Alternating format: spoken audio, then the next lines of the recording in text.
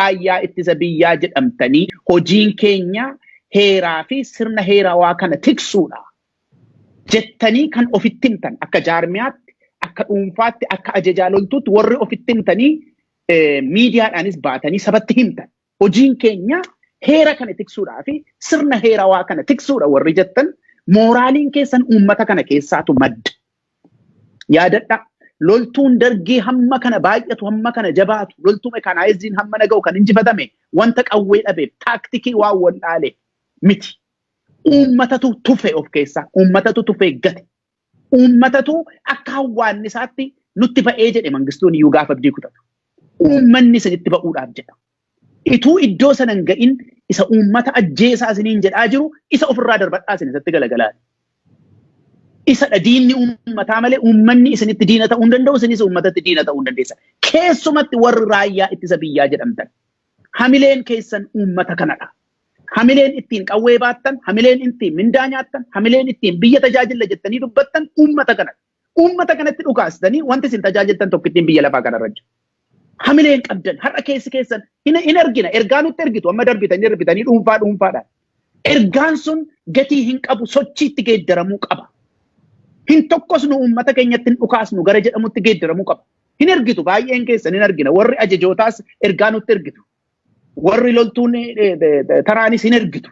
Rakkanneerra uummata keenyatti tokkosuun barbaannottanii. Hin tokkosnu jedha fuulduratti ba'aati. Hojiin keessan kanadha waan ta'eef. Isa tokkos isiniin jedhaa jiru isa kokkeessaa qabaa mana hidhaa geessaa malee uummata Oromootti wanta tokkostaniif hin qabdan. Uummanni Oromoo dhugaa qaba.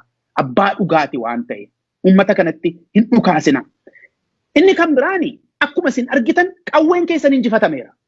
Injifatame qawween keessan. Maaloodha wanti isin Oromiyaa keessatti hin hojjetin maaltu jira kanaan dura. Keessumatti raayyaan ittisa biyyaa. Warra humna addaa jedhamu booddee hin dubbanna waa'ee isaanii. Isaanii wajjin taatanii Oromiyaa keessatti wanti isin hin hojjetin maaloodha raayyaan ittisa biyyaadha. Oromiyaa keessatti wanti hin hojjetamne. Dirree lolaatti wanta hojjetamu keessa. Qawweedhaan wanta hojjetamu keessa Oromiyaa keessatti wanti hin hojjetamne maayin. Hin hojjenne hamma yoonaa hundisaayyuu. Hin hojjenne tokkittiin isaayyuu hin hojjenne. Muhammad Aminii kaasee Oromoo ajjeeftanii waraabessa nyaachiftanii. Hararee irratti Muhammad Aminii ajjeeftanii hin dhaabban. Wallagga lixaatti, Gujiitti, iddoo baay'eetti Oromoo ajjeestanii waraabessa nyaachistanii. Oromoo manatti deebiseeraa kun hin deebise. Ijoollee Oromoo akka horiitti mana hidhaatti guurtanii manni hidhaa dhiphannaan mana barumsaatti hiitanii ituu namni ilaalu mana hidhaati baaftanii ajjeeftaniitu. Oromoo manatti deebiseeraa kun hin deebifne. Wal guurtanii loltuu mekaanaayizii bobbaaftanii qubsuma Oromoo Gujiitti abiddatti qabsiistanii ganda qotee bulaa gubdaniitu. Oromoo afaan qabsiiseeraa kun hin qabsiifne. Hiriira ba'ee jennaan Oromoon itti dhukaastanii ajjeeftaniitu. Mana cabsitanii fuutanii dargaggoo warra fuulduratti ajjeeftaniitu. Jaarsaaf jaartii mana dhaxxanii ilma keessantu daggala seene qawwee fudhatee jettanii qe'ee isaanii irratti balbala isaanii irratti ajjeeftanii dhiiga dhangalaaftanii uummata Oromootti argisiiftanii. Oromoo dugda duubatti deebisee kun hundumtuu uummata Oromoo dugda duubatti hin deebifne. Ituu iji keenya ilaaluu ituu iji uummati Oromoo hundumtuu ilaaluu hacaaluu ajjeeftanii awwaala isaas salphistanii. Uummata Oromoo naasisee dugda duubatti deebisee hin taane. Hooggansa Oromoon qabu hunduma akka diinaatti akka nama biyya hin qabneetti hunda isaanii abaluutu hin jedhin hooggantoota kan KFO kan adda bilisummaa Oromoo hunda fuutanii mana hidhaatti itti qolloftanii. Oromoon sochii isaa dhiisee hin dhiifne. Qawweedhaan waan hamma kana waan dandeessan kana hundumaa gootanii Oromoon hin dhiifne taanaan qawween keessan injifatameera jechuudha. Yoo isin hin galle ta'in isinitti maa jira. Wanta dirree keessa jiru jechuudha. Kun isin hin galle taanaan isiniif hagalu. Kana booddees dabaltanii nama ajjeeftanii dabaltanii nama hiitanii injifataa hin jirtan. Qawween keessan injifatameera. Yeroo dhiyoottis ija wayyaanee duratti yeroo qawween injifatamu argitanii injifatameera qawween keessan. Kana booddees injifachuu hin danda'u. Kanaaf qawwee keessan yoo gatii nuu baasa jettan biddeen keenyatu qawwee kanaa hojii walitti dhaadha yoo jettan isa tajaajila keessan balleessaa jiru. Nafxanyaa namicha nafxanyaa sirna nafxanyaa gadhaabuudhaaf kan Oromoo lafarraa fixuudhaaf ka'e isa qabaa mana hidhaa galchaa. Isa qabaa mana hidhaa galchaati isa seeratti dhiyeessa. Wanjalanyaan Jawaariinis miti, Baqqalaas miti, Abdii Raggaasaas miti yakkamaan. Yakkamaan Abiy Ahmed namicha nafxanyaa sirna nafxanyaatti mataa kan ta'e yakkamaa lakkoofsa tokkoffaan isa. Biyya sana keessa yakkamaa kan biraan hin jiru. Isaa gaditti jira yakkamaan hundumtuu yakkamaan tokkoffaan Abiy Ahmed. Isa kan qabamee mana hidhaa galee seeratti fuulduratti dhiyaachuu kan qabu Abiy.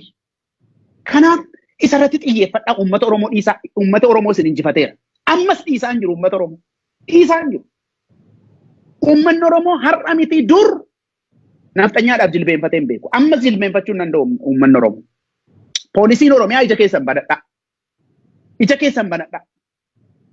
Liyyuu haayilii Oromiyaa jedhamee eenyu akka dhufee Oromoo qe'ee irratti ajjeesaa jiru beektu hundi keessan. Baay'een isaanii Oromoo miti. Yuunifoormii poolisii Oromiyaa uffatanii warri dhufanii qe'ee Oromoo irratti Oromoo ajjeesaa jiranii Oromoo miti. Lafa isaan dhufan beektu. Eessaa akka Abiy guuree fide beektu. Ija keessan banadhaa. Poolisiin Oromiyaadha. Isa dhuunfaadhaan uummata keessan gargaartan yeroo garagaraatti dhaga'ameera sun sadarkaa hooggansaatti ba'uutu irra jiraata. Mul'achuutu irra jiraata. Itu wanti hundumtuu hin manca'in sadarkaa hooggansaatti uummata bira dhaabbachuun keessan gadi ba'ee mul'achuutu irra jiraata jenne. Dhuma irratti ammaa irra deddeebinee kan nus dubbannu ammas garaa bal'ina guddaadhaan qeerroo waamicha keessatti ituu isin hin tuffatin namatti isin lakkaa'ee maqaa keessan kan dhaye ammas kaadireef kaabine warra gandarra jirtan warra aanaarra jirtan. Amma wanti isin sirna nafxanyaa kana tajaajilaa jirtaniif hin jiraannaadha miti wanti kan biraan jira hin jiraannaadha. Mindaa nyaannaanii hin jireenya jiraannaadha miti jireenyi keessan hin jiru kana booddee. Maalifi kan walitti ba'ee nafxanyaadhaaf uummata Oromooti. Kana gidduu tajaajiltanii jiraachuu hin dandeessan dhume. Biddeenni keessan alaayira isin. Kana booddee ijoollee Oromoo kunoo manni isaanii asii achi jettanii itti agarsiiftanii warra loltuutti agarsiiftanii odeeffannoo dabarsitanii kennite ijoollee Oromoo hiisiftanii biddeenni isin nyaattan hin jiru. Caasaan bulchiinsaa isuma argitan laamsha'eera kana booddee hojii hojjechuu hin danda'u. Hojiin keessan hin jiru biddeenni keessan alaayira mootummaan hin jiru. Kan biyya nam bulcha harkaan qaba jedhee olii gadii kaataa jiru loltuu qawwee baatu qofaadha. Isin hojiin qabdan. Hojiin keessanii akkuma argitan ijoollee Oromoo dabarsanii loltuutti kennuudha. Ijoollee Oromoo ajjeesuu ta'eera hojiin keessan. Hojiin kaadireedhaa kana miti. Kaadireeni waardiyyaa yaadaati silaa malee nama qabee kan loltuutti kennu. Kanaaf biddeenni keessan mootummaa kana bira hin jiru. Kanaaf wanti isin gochuun isin irra jiru tajaajilli keessan dhumeerala. Hin jiru. Isinis ijoolleen keessanis uummata Oromoo wajjiniin warra gumaa hin ta'ina. Tarii waggaan kun carraadhumaa ta'uu danda'a isiniif. Xumurri waggaa kanaa isiniif carraadhumaa ta'uu danda'a. Ijoollee keessan uummata Oromoo keessaa baaftanii warra gumaa hin taasisina. Ofii nyaannee duunallee yoo jettan ijoolleen keessan uummata Oromoo keessa jiraatti. Uummata Oromoo ajjeesiftanii kaatanii ijoolleen keessan bor uummata Oromootii wajjin jiraachuu hin danda'an. Akka horiitti waan har'aa duwwaa yaadinaa waan dhalootaa waan borii waan haftaanis yaada.